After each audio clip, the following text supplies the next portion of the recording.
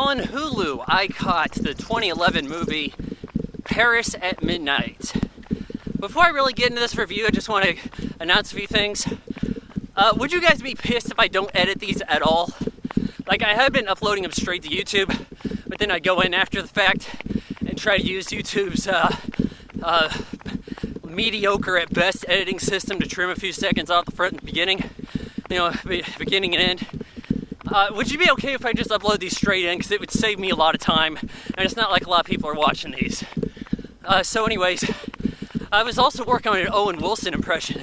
So I was really charmed when I saw this movie come up on Hulu. Wow! He's just like so amazed by everything. So, very, very hot out here. I'm going to try to keep this brief as hell. Owen Wilson is an American screenwriter. He's in Paris. He wants to live in Paris. He's writing a book, or so he says. He isn't really very busy on it, kind of like myself. Hey, I'm doing this at least. And he has a fiancée, Rachel McAdams. Keep this in mind. So, she's actually cheating on with an old boyfriend, whatever the hell. There's a tour guide who's actually the first lady of France at the time of the shooting of this movie. But anyways, to get back on track here, when he walks the streets at midnight, he gets picked up by a car. It takes him to the 1920s, his favorite era. While he's there, he rubs elbows with a bunch of pop culture figures and important people of the day. He talks like Ernest Hemingway, F. Scott Fitzgerald, whoever the hell they're doing. That kind of, God, Jesus, it's hot. So he does that. It's a fairly charming experience. He goes back. He says, "Hey, I want you to read my book. I'm gonna go get it." Turns around, place is gone. He realizes that at midnight in Paris, he gets to travel back to this decadent time.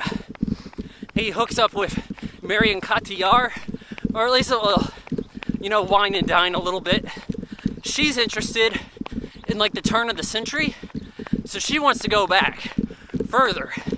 And they actually end up on a carriage that takes him back to that place.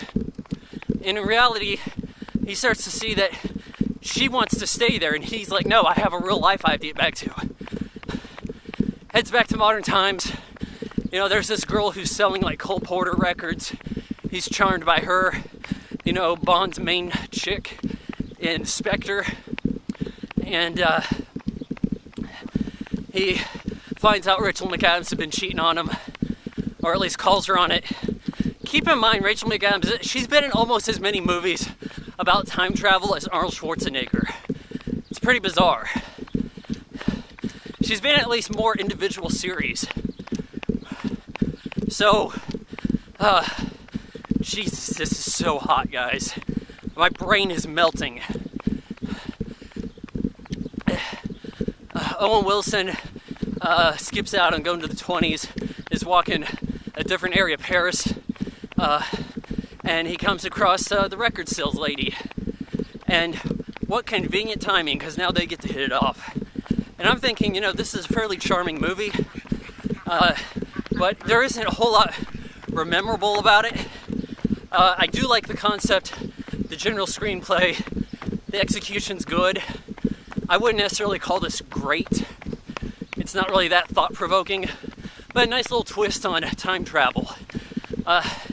Even though I found the convenient ending a bit hard to swallow, I give Paris at Midnight 3 out of 4 stars. Oh, my brain. I'm definitely gonna throw up when I get home.